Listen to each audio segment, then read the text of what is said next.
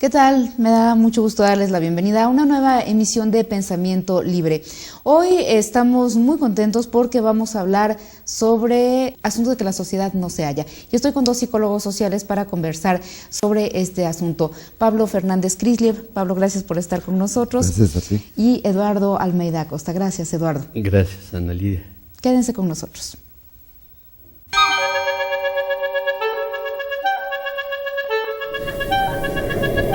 Tú y yo. Igual.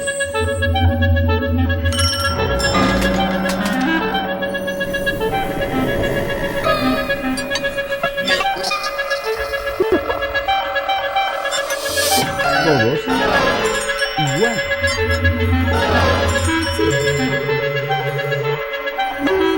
Todos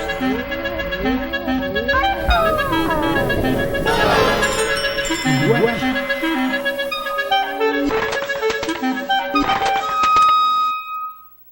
Pensamiento libre.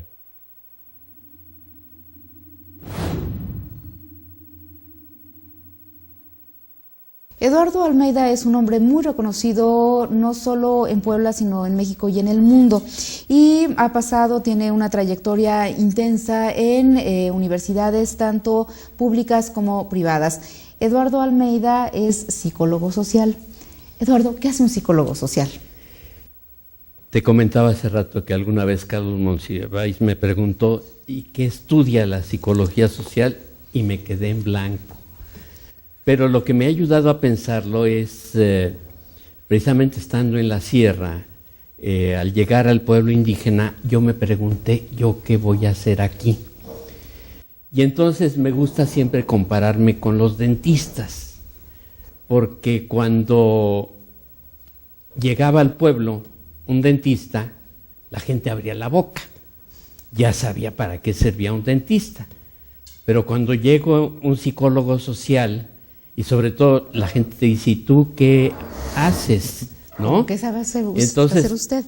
Te pasa lo que le pasó a Arturo Barman cuando le preguntaban qué hacía un antropólogo. Y daba explicaciones, definiciones de lo que es un antropólogo social. Y entonces el campesino insistía, ¿pero qué haces? O sea, como que no le quedaba bien claro de qué se trataba. Bueno, reflexionando en todas estas cosas, yo lo que pienso es que dentro de las ciencias sociales, yo siempre he dicho que, que los psicólogos sociales de alguna manera tenemos una mirada diferente. Una mirada de la sociedad, esta que huye o esta que se queda, pero una mirada diferente. ¿Y cuál es esa mirada? Primero yo pienso que sí, hay que ver lo amplio, lo macro, la historia, pero finalmente yo me quedo con que vemos más esto, lo fugaz, lo cotidiano, lo presente, lo que vive la gente en el día, ¿sí? Y luego yo también digo que, porque cuando hablan de psicólogos, siempre que me dicen que soy un psicólogo, la gente piensa que soy un curandero, un merolico o algo por el estilo, ¿no? Y yo lo que digo es que, yo soy un psicólogo que no se dedica a las neurosis clase medieras, ¿sí? O sea, soy alguien que se preocupa, sí, de entender, de vivir, de convivir. Me gustó lo que dijo hace un momento Pablo, de que lo que hacemos los científicos sociales es acompañar. Y de hecho, fíjate que esa fue la idea que me ayudó mucho al llegar a la sierra. ¿Qué vengo yo a hacer aquí? Pues yo sentía que no podía hacer gran cosa porque, si se trataba de psicología y clínica, pues ahí estaban los curanderos, ¿no? Que eso sí, tienen una formación para observar, para percibir y para detectar simplemente con la mirada qué está pasando dentro de las gentes. Y más si te ponen la mano encima y te empiezan a tocar, pues empiezan a descubrir todos los puntos de la acupuntura, ¿no? Pero ¿yo qué hacía allí? Pues acompañar. Y prácticamente durante mucho tiempo lo que yo hacía era ser una presencia más en el pueblo.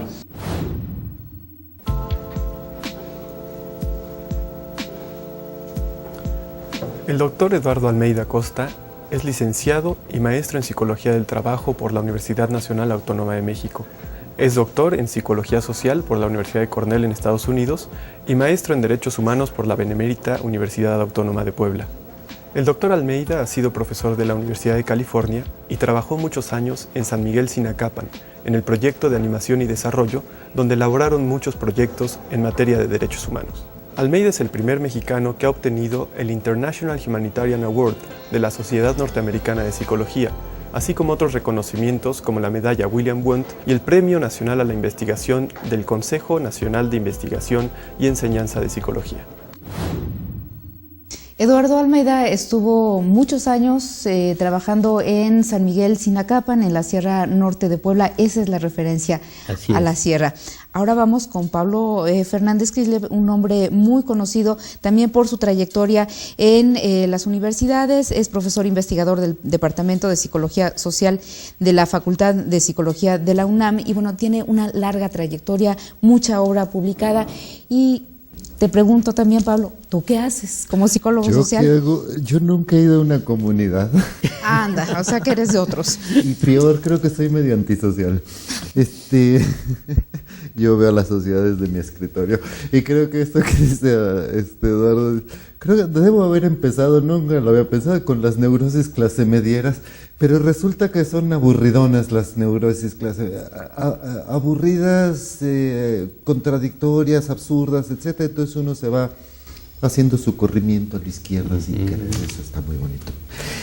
Lo que yo creo, y eso lo puede hacer uno desde su escritorio, me da impresión que las sociedades, o sea, lo que hace un psicólogo social es estudiar a la sociedad, sí, pero la sociedad en esta otra mirada como si fuera una persona, en el sentido muy concreto, es decir, como si fuera una entidad psíquica. Haga de cuenta que la sociedad, sin metáfora, la sociedad tiene conciencia, etcétera, tiene psique, tiene un pensamiento y un sentimiento, y entonces tratar de averiguar qué piensa y siente la sociedad.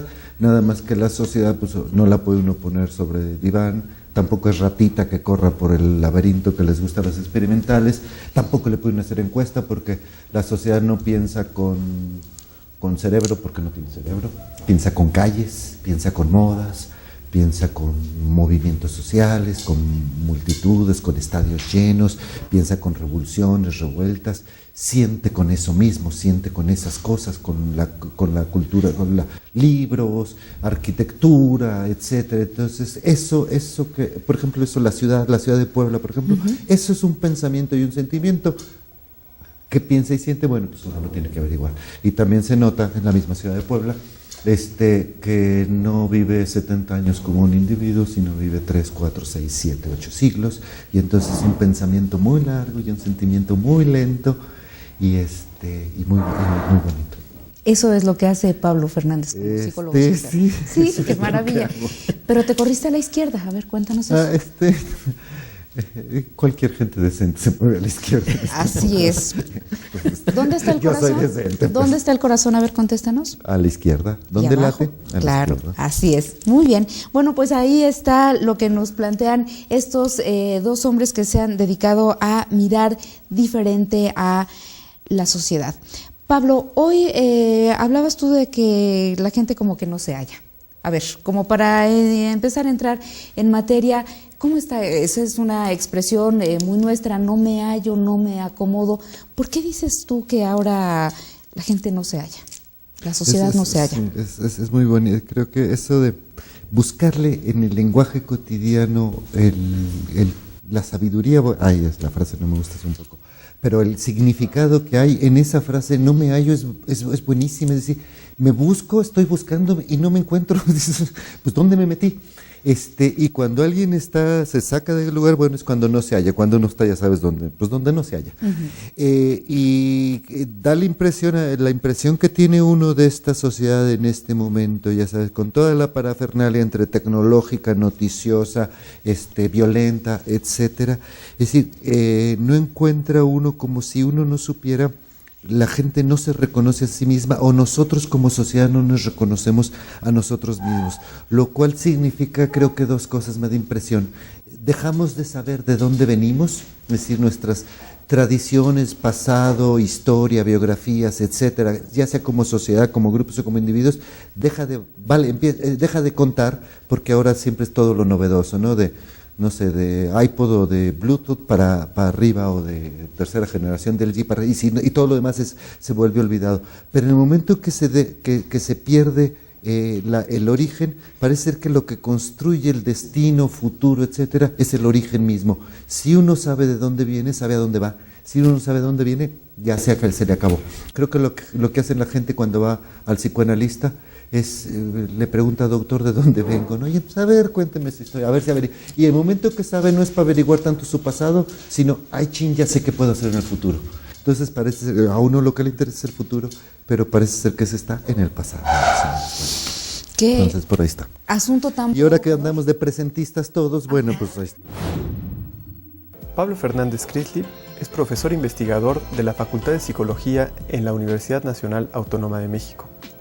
Estudió la licenciatura en Psicología en la Universidad Nacional, realizó su maestría en Psicología Social en la Universidad de Clee en Inglaterra y realizó el doctorado en Ciencias Sociales por el Colegio de Michoacán. Además, realizó una estancia postdoctoral en la Escuela de Altos Estudios en Ciencias Sociales de París. Entre los múltiples libros publicados por Fernández Crislip, podemos mencionar La afectividad colectiva, Psicología colectiva un fin de siglo más tarde, El espíritu de la calle, Psicología política de la vida cotidiana, La sociedad mental y La velocidad de las bicicletas, entre otros. En su texto La sociedad mental, Pablo equipara ciertas formas de la realidad, como las olas del mar, las nubes, el aire, a ciertas maneras de representación mental y espiritual. Así equipara las palabras y las cosas, los sentimientos, la tristeza, el dolor.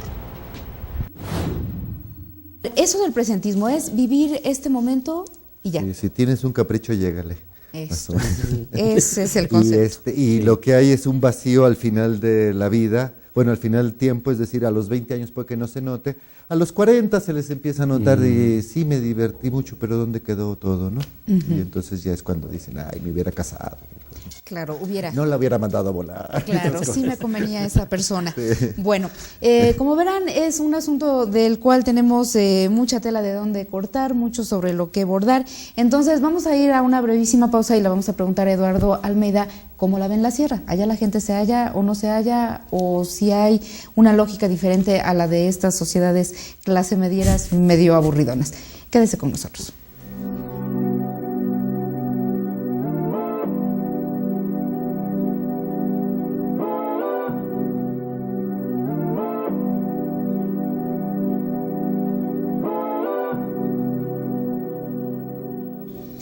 Estamos conversando con Pablo Fernández Crislip y con Eduardo Almeida Acosta sobre mirar a la sociedad. Y ya Pablo nos decía que la gente como que no se halla, pero bueno, él trabaja más en el ámbito urbano y Eduardo Almeida ha trabajado durante muchos años en la sierra. Entonces, ¿cómo están en este momento allá en su pueblo, en San Miguel Sinacapan? ¿Se hallan o no se hallan? Yo creo que el problema es que no los hallaban, porque los tenían invisibles. Es decir, en esta sociedad que además se dedicó en el tiempo largo a desaparecerlos, porque esa fue la tirada, desde la conquista, desde el trauma de la conquista que ahí está todavía. Bueno, ¿qué ha pasado con este país? Que la época de mayor libertad que tuvieron fue la época colonial, porque estaban tan lejos que los dejaban solos y se creaban sus repúblicas de pueblos. Pero luego viene la independencia, en la que 80% de la población hablaba idiomas indígenas, solo 20% hablaba español. Pasamos a la revolución, que el 50 y el 50, y ahorita andamos en el 10%. Me acuerdo que una vez en un pueblo llegaron y le preguntaron qué era lo que más necesitaban. Una señal para que supieran dónde quedaba ese pueblo. Lo que más les interesaba era que los reconocieran como que existían, ¿no? Por eso esto que si se hallan o no se hallan, pues más bien ellos sí se hallan, pero no los hallan. Es decir, no los toman en cuenta. Yo digo que el problema es ontológico, ¿no? Ontoy. Entonces, sí. Claro. Y lo que decía Pablo me parece excelente, ¿no? No sabes, porque yo digo que esto de la depresión, pues en gran parte, yo digo que viene porque si no sabes dónde estás y no sabes a qué le tiras, pues toda tu energía se te va. en el lado negativo del asunto, ¿no? Y para saber a qué le tiras, pues sí, saber de dónde vengo, ¿no? De dónde vengo y a dónde voy. ¿Y a dónde voy? Pero lo básico es ontoy. Ontoy. ¿Sí? Y yo creo que la gente, sí, bueno, en la comunidad donde yo viví, la gente bien que sabía ontaba, pero los demás no sabíamos ontaba, ¿no? Y más bien como que nos esforzábamos porque no estuvieran. Y bueno, ha sido todo este genocidio tranquilo y que finalmente no se ha podido acabar con los indios. Yo luego cuando iba a la UNAM y veía a mis alumnos, pues yo me daba cuenta que los náhuatl andábamos por todo México, ¿verdad? Pero no acabamos de reconocernos como tales, que finalmente, bueno, yo como digo, somos indígenas o somos alienígenas, ¿no? Yo creo que más lo segundo. En el texto Psicología Social Comunitaria, Eduardo Almeida nos plantea que este tipo de psicología tiene su base en ayudar al individuo a comprender su entorno a partir de los elementos sociales y psicológicos que constituyen su complejidad. A partir de ello es que podrá lucubrar algunas alternativas para solucionar los problemas que le aquejan. Eduardo Almeida nos dice que la psicología social se ocupa y se preocupa por la gente, y que la psicología social comunitaria se enfoca más en aquellos procesos de desarrollo humano en que las colectividades transforman la realidad del mundo en su cotidianidad. Eduardo, ha habido un cambio notable a partir del 94, ¿no? No, pero cambios tremendos y yo diría, bueno, parte buena, parte mala. Yo le comentaba un día a Pablo que hay pesimistas joviales como mi esposa María Eugenia y optimistas sombríos como yo, ¿no? Y bueno, claro, cuando yo recuerdo que íbamos en camino hacia Cuetzalan y hacia la sierra estaba, las montañas estaban llenas de árboles todavía. Uh-huh. Y ahora pues se están volviendo cerros como los de mi tierra, de Torreón. Cerros pelones, bola de cerros pelones, una punta de cabrón y un calor de la chingada, así de Torreón, ¿no? Sí, pero ahora se está volviendo como Torreón, la Sierra Norte de Puebla, que estaba toda arbolada, padrísima, ¿no? Y los ecólogos decían que para el año 2000 ya iba a estar totalmente pelón. Por fortuna se equivocan también los profetas de la ecología, ¿no? Pero sí es un proceso muy fuerte. Y ahora, cambios en lo social, en lo económico.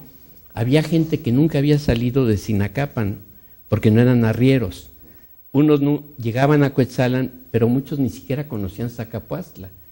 Y entonces yo te hablo de 1976 a 2008, pues ya la gente, ha habido migrantes, ha habido una niña que nos ayudaba con Eduardo José cuando era pequeño. Con el hijo. Se fue de migrante y murió en el desierto de Arizona. O sea, ya tenemos incluso, ha habido poca migración de ese pueblo, pero ya es incontenible, ¿no? Y dramática. Y sí siguen habiendo grandes cambios. Y bueno, ya por ejemplo, en los campos de cultivo en aquella época, cada campesino traía su radio. Llegaba la política, llegaban las gentes de fuera que no saben lo que hay. Decían, en este pueblo no hay política, todo está tranquilo. Yo les recomendaba, váyanse a los campos, acompáñenlos, y todo el tiempo hablan de política. ¿Quién va a ser el siguiente fiscal? ¿Quién va a ser el presidente de Cuetzalan? Claro, llegaba la gente y ahí no pasaba nada. Yo incluso he llegado a decir de mis babosadas, ¿no? Que si Freud no hubiera descubierto el psicoanálisis en Viena, lo hubiera descubierto en Sinacapan. Bueno, si hubiera pasado por acá.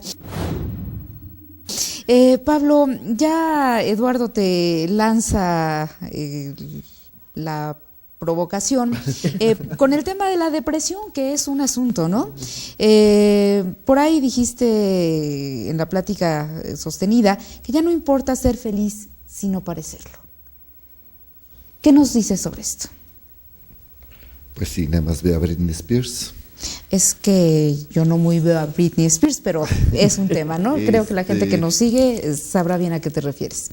Sí, en efecto lo que da impresión es esto que decía de no sabe dónde viene, también lo puede uno ver en términos espaciales, es decir, de centro, etcétera, lo que uno llamaría en el mejor sentido de las palabras una actitud hacia, etcétera. Todo eso se está volviendo, como decía Baudrillard, es decir, a partir de de la mera apariencia empieza a pasar a la mera superficie, pero cuando todo el mundo se empieza a convertir en superficie, pura figura, es decir, a ver, mientras parezca, bueno, con los títulos universitarios, Claro. mientras parezca intelectual, inteligente, ya no importa que lo sea, y eso no lo sabemos, ¿verdad? Todo eso sucede, entonces efectivamente es eso, pero entonces lo que implica es que hay una especie de vaciamiento adentro. En términos, y bueno, uno puede ser muy crítico con los psicólogos o con la psicología en general, porque a la hora de repente de asuntos como depresiones, sacones de onda, tristezas, como lo quieran llamar, más o menos, melancolía era una palabra más bonita, tenía más estilo. Siempre, es decir, la solución, la explicación y la solución es siempre o asunto o genético o bioquímico o etcétera, es decir, empastíllelo usted o usted está loco o usted es el problema, etcétera. Sin embargo, si estadísticamente las cosas van aumentando, bueno, de entrada se ve que eso no es bioquímico. Es decir, es social, cultural y histórico el asunto. Entonces, y es muy curioso el papel de la psicología como un papel, ¿cómo se llama?, ideologizador y desconcientizador. Es decir, cuando uno tiene cualquier problema, por ejemplo, de trabajo, que no aguanta el tipo de trabajo, algo así, siempre le echan la culpa a uno. Es decir, es que, a ver, revisa qué problema tienes, que no sabes aprovechar las oportunidades. Es decir, o sea, el problema es tuyo. Es decir, la psicología sirve, esto de psicologizar sirve, los problemas sociales de este país, por ejemplo, en este país, decir que los pobres sean pobres porque son tontos ellos, es decir, es psicologizar, es decir, el problema es tuyo, no de la estructura de este país. Entonces, bueno, ahí es la parte ideológica de la psicología. Bueno, y por lo tanto, respecto a la depresión, hay que plantearla, para empezar, cambiar la palabra porque es muy fea, plantearla, decir, no es un problema médico de enfermedad, no es un problema mental, no es un problema personal, es un asunto, es un tema sociocultural o como quiera uno, psicosocial le tenemos que llamar. Por supuesto. Psicólogos sociales, Por supuesto. y hacer una definición psicosocial, que uno diría es el exilio. Es el exilio, me da impresión esa, ¿no? Para Pablo Fernández Crisleaf, la realidad produce a la sociedad que la piensa y viceversa. Es decir, toda realidad es fruto del pensamiento y en consecuencia toda sociedad es mental. Pero ciertamente los pensamientos también son formas. En otro de sus libros, La afectividad colectiva, Fernández Crisleaf nos dice que lo bonito es cualquier forma que esté terminada, como una portada de Vogue,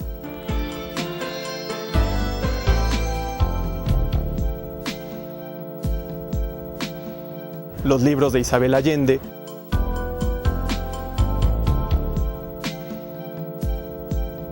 los matrimonios bien habidos,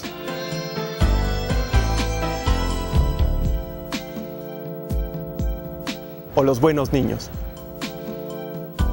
Pablo construye una versión de la sociedad a partir de temas como las canciones, la vestimenta,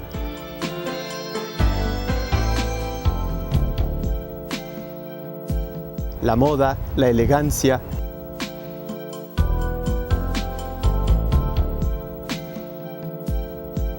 Afirma que lo feo también tiene cabida en el arte, como la obra de José Luis Cuevas, y lo horrible son la angustia, el miedo, la desesperanza.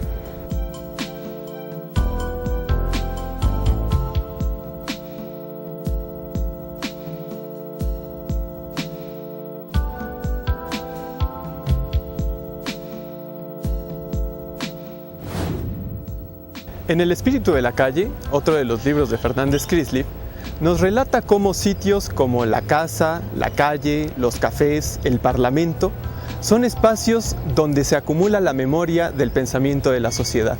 Es por ello que en las cocinas las pláticas son cálidas, en los bares son claras y en los palacios de gobierno son frías.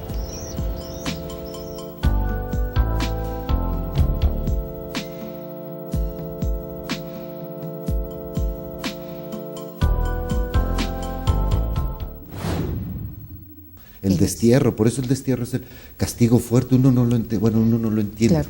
Pero eso que pueden decir chilenos, argentinos en este país, bueno, etcétera, es decir, lo horrible que era el destierro en la Edad Media, etcétera, es que significa uno, lo sacan de su comunidad, pero lo sacan de su idioma, de sus normas, de sus reglas, etcétera. Es como perdón, cuando la gente corta y etcétera, en el enamoramiento se deprime, ¿no? Pero quiere decir que uno ya no puede usar las palabritas que se decía con el otro, es decir, el propio idioma que se hablaban entre dos, ya sabes, de que se dicen mi cielo y pajarito, y todas esas cosas que se dicen, ya no puede usar eso, entonces se sabe uno la palabra y ya no tiene con quién usarla, y eso es decir, fue expulsado de una sociedad, en este caso una sociedad de dos, pero en términos generales estamos siendo expulsados del mundo, para ponerlo así más o menos, ¿no? Por eso lo puede uno ver como destierro. Como destierro. Vamos a regresar para conversar con este asunto que es grave, que es duro, que es trágico y que, bueno, está creciendo. No se vayan.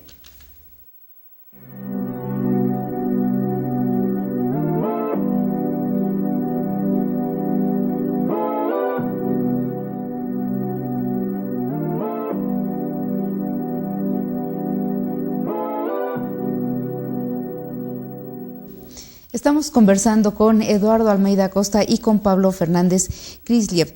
Hemos dicho que la gente ya no se halla, que hay una depresión cada vez más profunda y hablabas, Pablo, de la subjetividad nómada.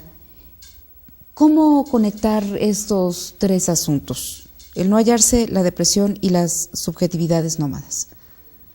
El título ese de subjetividad nómada que pusieron en la mesa de la cátedra de Alan Turing, a mí no uso mucho la palabra subjetividad yo porque uno es social, no, eso es como meter un poco dentro del individuo, pero cuando plantean la idea de una subjetividad nómada es una que se va moviendo y dice uno, pues sí se va moviendo, pero no se va moviendo así estilo turista como de repente pareciera, sino parece que el verdadero nomadismo es el del exilio, es decir, la están sacando, la gente ya no tiene, es muy chistoso, hay un libro, o sea, en esta sociedad que está repleta de tantas cosas, hay un libro que se llama La Era del Vacío.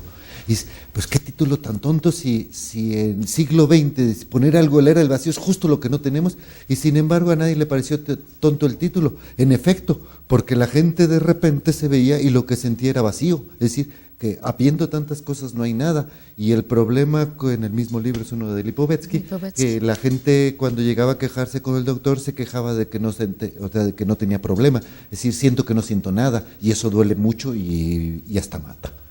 Y ese es más o menos, entonces esa idea también era un poco, parece ser que en efecto eso de subjetividad pues ya se nos piró, o sea, busca uno en el espejo y no está, está llena de, no sé, de rollos esotéricos respecto a quiénes somos, pero así la sensación o sentimiento de que somos alguien, la gente no se siente alguien, me da impresión, busca fingir frente al otro que se siente alguien, pero me parece que no mucho en general, ¿no? Bueno, mis neuróticos clase media. Eduardo, ¿compartes esta mirada de Pablo? Sí, yo sí creo que esa sensación de vacío es muy compartida y que para mí pues de ahí viene un poco, yo a veces me pienso a mí mismo deprimido.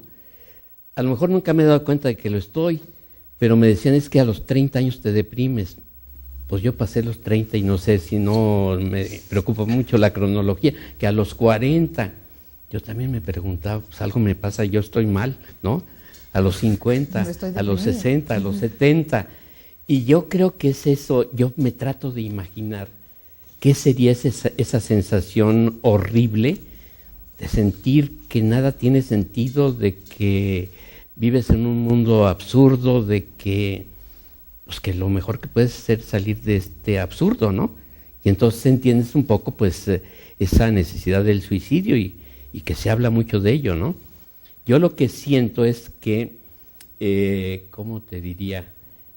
Que todavía sabemos poco, pues, y que los psicólogos andamos en pañales. Yo a veces repetía lo que decía Bronfenbrenner, ¿no?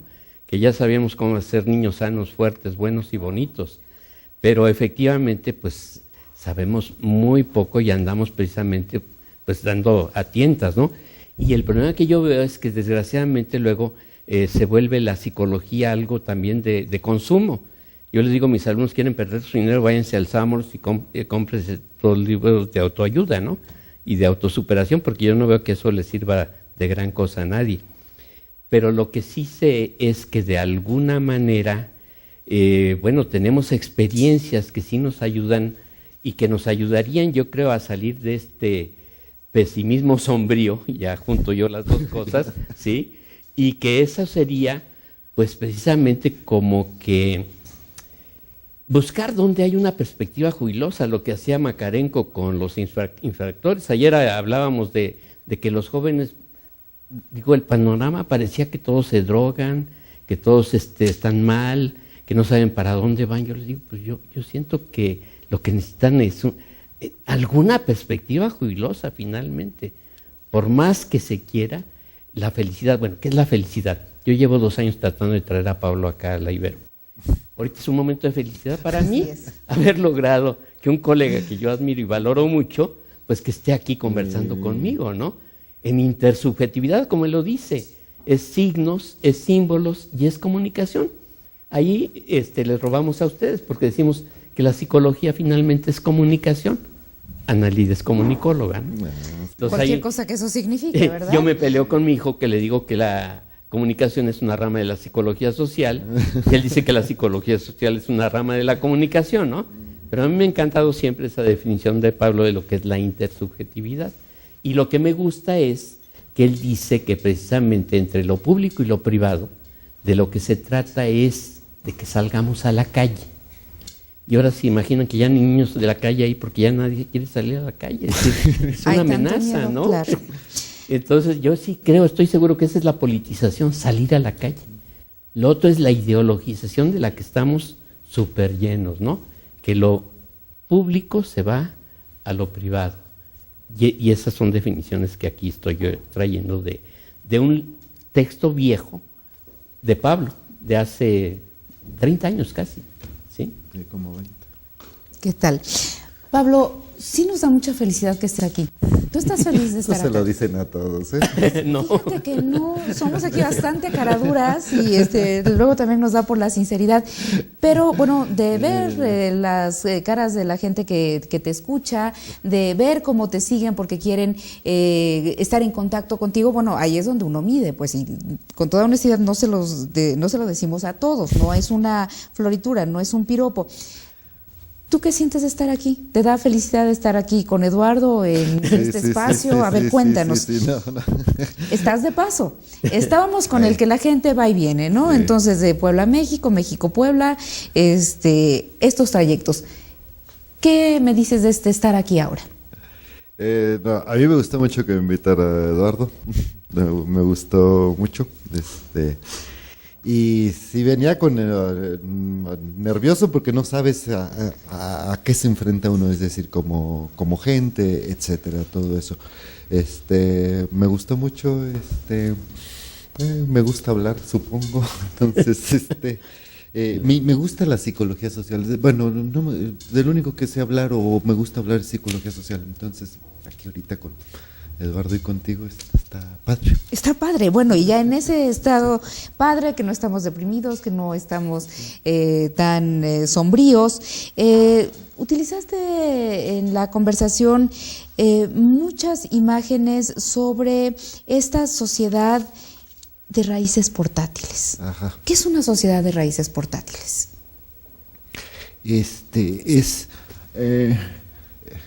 Pues una queja contra los ideólogos de la posmodernidad, ¿no? De que todo vale, todo se mueve, todo está en tránsito, entonces, etcétera.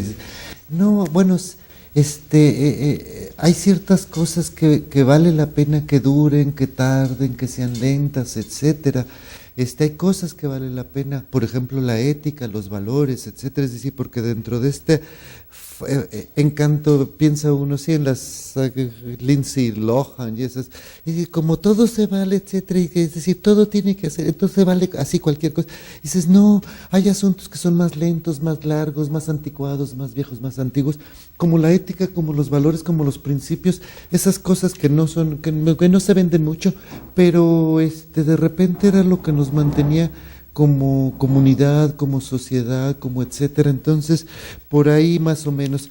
Y una es decir, todo está de moda eso, viajar, ¿no? Como sea, estar en los no lugares del aeropuerto, todo el mundo presume que se mueve, etcétera, el que no viaja es un güey, todo eso que tú quieras, y sin embargo, el arraigo al suelo, a la patria chica, al terreno, a la casa, como dice por ahí un psicólogo social, Albach, es decir, en el suelo está la memoria, en las cosas, por eso son los baúles de recuerdos, saca uno su muñeca y no saca la muñeca, saca un recuerdo, un álbum de fotos, no es una foto, ve un recuerdo, es decir, eso es lo que llamaría uno el suelo, todo ese tipo de cosas, y parece que a pesar de todos los rollos posmodernos, de que somos encantadoramente contemporáneos y al punto de, no sé, del día de hoy de la historia, parece ser que eso del suelo, de la historia, de la tradición, etcétera, sigue presente. Y entonces uno intenta plantearlo, ¿no? Y si de veras quieren hablar de esta sociedad o ver cómo arreglar esta sociedad, piénsele también en el asunto para atrás, es decir, en el asunto de la memoria, más que en el de la creatividad, que a todo el mundo le encanta hablar de creatividad porque nadie crea nada hasta donde ve uno. Christie nos dice que en toda sociedad existe un arte de la cotidianidad que se esfuerza en producir formas. O sea que la vida cotidiana, la que usted o yo vivimos a diario, no es otra cosa que la reproducción de la vida material. Pensémoslo de esta manera. La vida es un conjunto de actos que cumplimos o repetimos a diario y con ello damos sentido a nuestra existencia. Es a través de dichos actos cotidianos como racionalmente explicamos nuestras razones para actuar de tal o cual manera en la vida. Por ejemplo, si tomamos un camino para llegar a nuestro destino, decimos que lo hacemos porque es más corto. Si hacemos ejercicio, afirmamos que es para conservar la salud, que tenemos tal trabajo porque pagan bien y tiene muchas prestaciones, etcétera, etcétera. Siempre damos explicaciones económicas, racionales o eficientes, pero además nos cuidamos de que las explicaciones sobre nuestros actos se vean bien, sean bonitas. Es decir, no nos basta con transmitir un mensaje, no nos basta con decir hago las cosas porque sí, porque me gusta, porque quiero. No nos basta con hacer una ensalada, debe verse bien. No solo transmitimos un mensaje, hay que aderezarlo con el sabor picante del chisme. No basta abrigarse, sino que la ropa combine. En fin, no basta con sobrevivir, sino que la vida sea bella. Hacemos de la vida una escultura y la ponemos sobre el pedestal moderno de la televisión. Maquillamos nuestra vida cotidiana, o sea, pintamos retratos sobre el rostro y también sobre nuestro cuerpo, que es quizás la escultura cotidiana más trabajada en nuestros días. La escultura corporal se moldea o se talla, según el caso, en talleres especiales llamados gimnasios, piscinas, clínicas, estéticas, con diferentes técnicas como el jogging, las aeróbicas, los masajes, las dietas o las cirugías. Se trata de hacer emocionalmente habitable nuestro espacio interior. En resumen, la psicología colectiva concibe una realidad constituida por objetos cuyo contenido es su forma y su forma es su contenido. Dichos objetos de la realidad, que se presentan en forma de acontecimientos, situaciones, grupos, personas, cosas, ideas o abstracciones, poseen o son sentimientos. Bueno, nosotros tenemos todavía sociedades que están muy arraigadas a la tierra. Sí, las que mencionaba Eduardo. Pero en las ciudades, si uno vive en un condominio, realmente es dueño de un pedazo de nada, de aire. ¿no? De aire, porque... Un pedazo de hipoteca. Así es, un pedazo de hipoteca. ¿Eso qué efectos tiene? ¿Qué nos produce a estos seres que ya tenemos esa tradición maravillosa de un país de maíz, que ya no lo es tanto porque más bien andamos comiendo otras cosas? ¿En qué encrucijada estamos en este momento con estos miedos construidos muchas veces desde los medios, con estos flujos de mensajes a través del correo electrónico de no salgas porque sobre todo los chavos van a caer losetas en el antro donde normalmente ibas? ¿En qué momento estamos y eso qué va a generar o qué mirada tienen ustedes para esta sociedad que pues estamos viviendo? Bueno, yo me acuerdo mucho de esa caricatura de Mafalda que dice, me quiero bajar del mundo, ¿no? Uh-huh. Ahorita que hablaban de que vivimos en un suelo portátil, pues yo diría también bajémonos del camión, ¿no? Porque decía Iván Illich que en esto de la modernidad y del avance tecnológico y todo, siempre estamos en la cola, ¿no? Siempre estamos atrás. Entonces, pues por más que el camión, lo portátil se sigue moviendo, pero siempre vamos a estar atrás. Entonces, como que ha llegado el momento de bajarnos del camión. O sea, y un poco lo que tú dices, ¿no? Que haya un mañana para las tradiciones, que haya unas tradiciones para el mañana, ¿sí? O sea, que el otro día me proponían un diálogo sobre, fue el de Marcela, ¿no? La ruptura de la comunidad en la sociedad de las rupturas, ¿sí? Yo les proponía la comunidad que se arraiga en una sociedad que puede tener un piso, ¿sí? Y eso pues es, yo sé que es utópico, que es difícil, pero nunca sabe uno. Allá en la sierra siempre decíamos cuando teníamos dificultades que nos peleamos con todo el mundo, ¿no? Con la CNC. Entonces éramos la cheneche, la chinganecedad. Era la única manera de contrarrestar la CNC. Nos peleábamos con Antorcha Campesina, que se quería quedar con la Casa de Salud. Estábamos en pleito permanente y con todo mundo. Pero, ¿qué sentido tenía eso? Pues era precisamente pelear de que hay cosas que vale la pena defender, que hay cosas que vale la pena luchar por ellas, y que luchar con ellas es no luchar por uno nada más, sino luchar en grupo y luchar en conjunto. Y yo siempre he dicho, este país, ¿por qué está como está? Pues porque está lleno de doña perpetuas, ¿sí? Está lleno de gente que ha abusado. Nuestras élites nunca se han preocupado de la educación de las mayorías. Va, con ese asunto vamos a regresar para ver si hay perspectivas, si es posible hacer un nosotros. En esencia, lo que nos dice Eduardo Almeida es que lo que nos constituye fundamentalmente como humanos es la experiencia de amar y ser amados. Actualmente es profesor investigador de la Universidad Iberoamericana Puebla y miembro del Sistema Nacional de Investigadores en el nivel 2. Entre sus publicaciones se encuentran Conocimiento y acción en Sinacapan, Las veredas de la incertidumbre, Relaciones multiculturales y sobrevivencia digna y Las miradas a la incertidumbre, vivir en Sinacapan.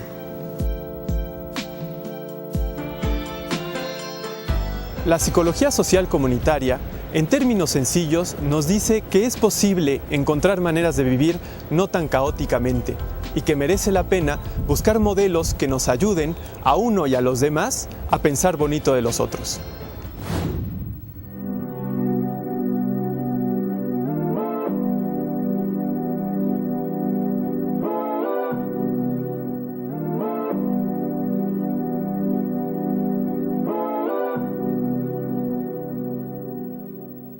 Hemos dibujado como un cuadro del dolor.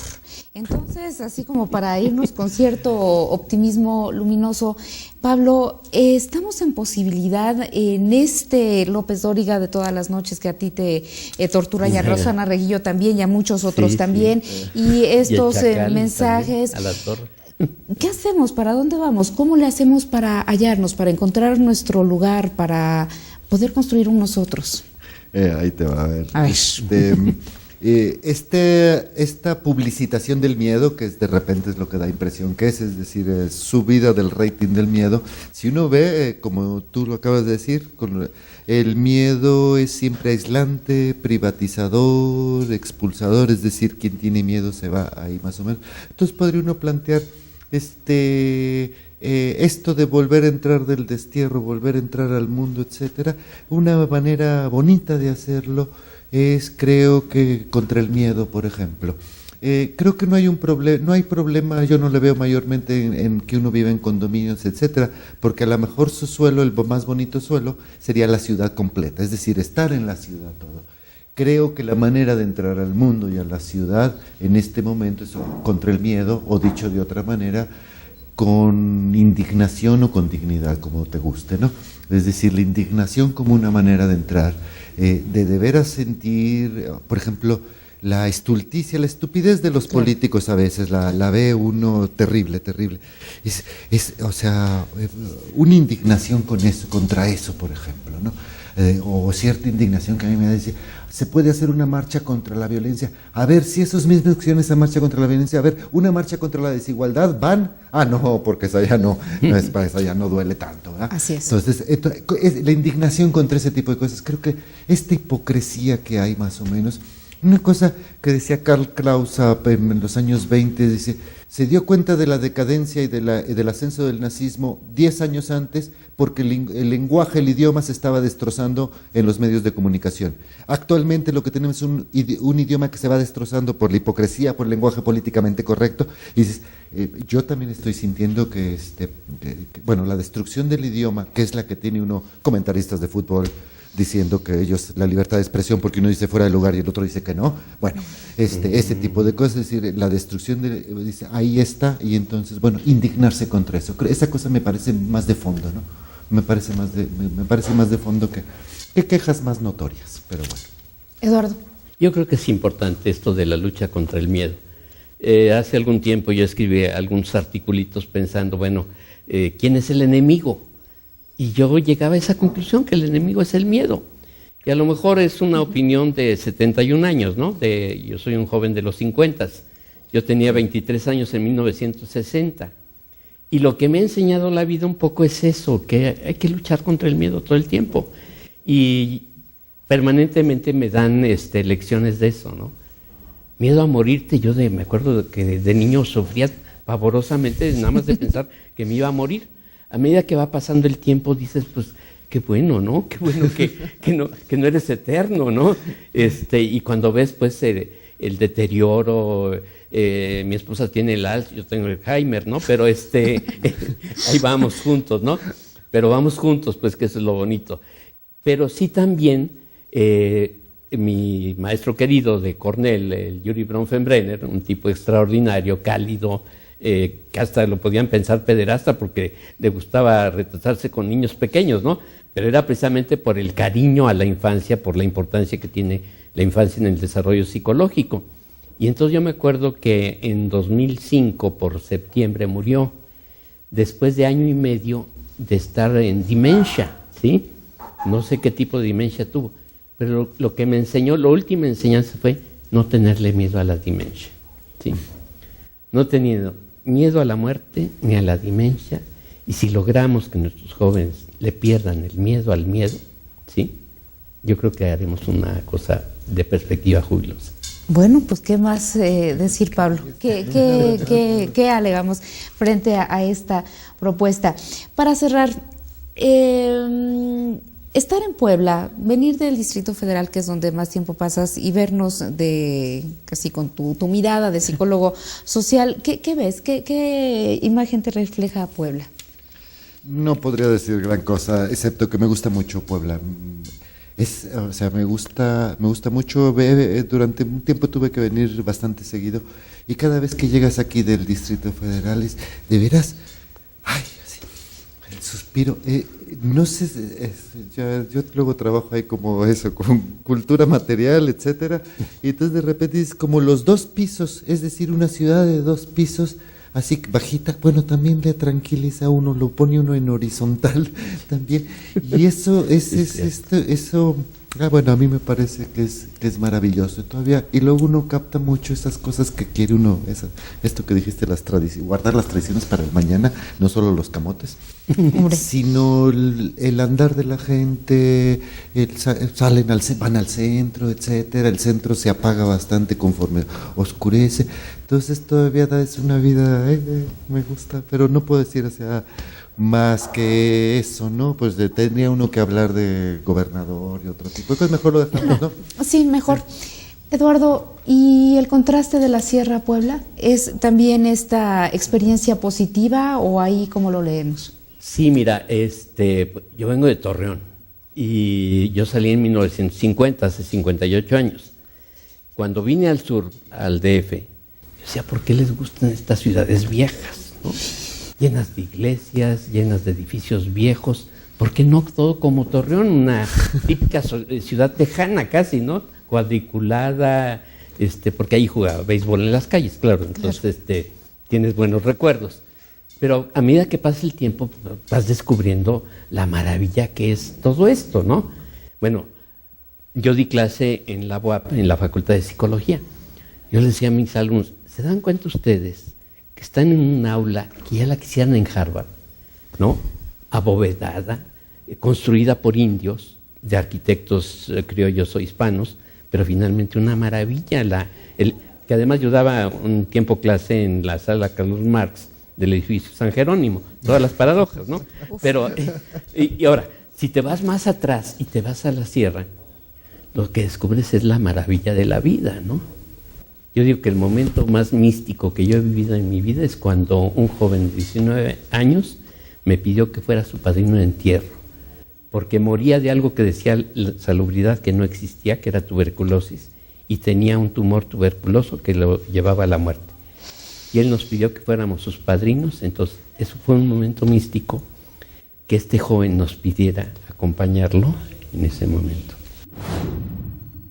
A propósito de los tiempos de crisis que nos ha tocado vivir, quisiera referirme a un concepto o sentimiento que ha perdido sentido para muchos y al que Pablo hace alusión en su libro Afectividad Colectiva. Nos referimos a la esperanza. De manera certera, Pablo Fernández afirma que cuando el poder no tiene freno, destruye a la sociedad y que para salir de esta sociedad en ruinas, al individuo no le queda más que la melancolía. La melancolía, nos dice, es un estado de la persona que va más allá de la desesperación y el terror. Esta melancolía, que algunos le han llamado depresión y que azota implacablemente a los que han perdido el trabajo, el sustento de la familia o la aspiración a una vida mejor, es peor que la muerte biológica. Se trata del sentirse excluido por la sociedad. Bueno, pues con esta imagen, con esta buena vibra, con esta no depresión, les agradezco muchísimo. Gracias, Eduardo. Gracias, Pablo. Gracias a ustedes por haber compartido con nosotros esta conversación con dos psicólogos sociales que ya supimos de qué va su vida y qué es lo que hacen con la sociedad. Gracias, Ana Lidia, por las buenas preguntas. Gracias. Muchas gracias.